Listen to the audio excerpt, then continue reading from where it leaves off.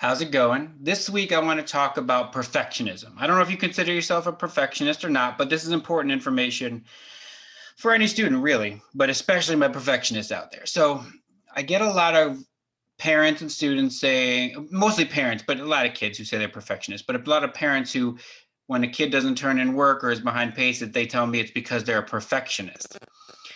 To me, a perfectionist isn't not turning your work in. To me, a perfectionist is getting 100 every time or whatever, right?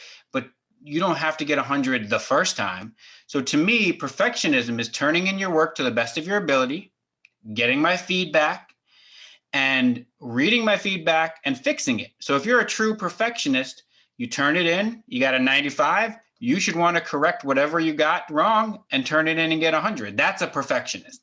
The people who don't do their work, that's not perfectionism. You're not allowing yourself to even be perfect. You can't be perfect without seeing how to do something correctly and incorrectly. So you can fix it all you want on your own.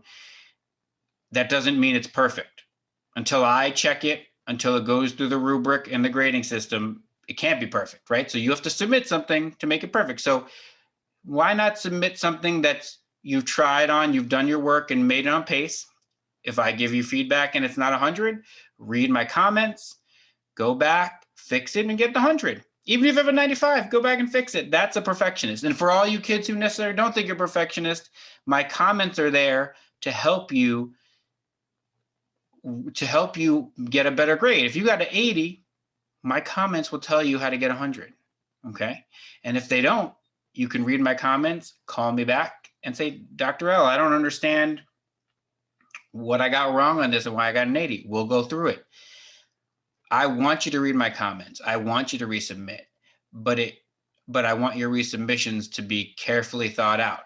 Okay, your first submission, there can be errors. That's perfectly acceptable. But by the second submission, you should know what I'm looking for. Okay, so to all my perfectionists, to all my non-perfectionists, submit your work each week, see what the grade is, make corrections. That's the best advice I can give you. Have a good week.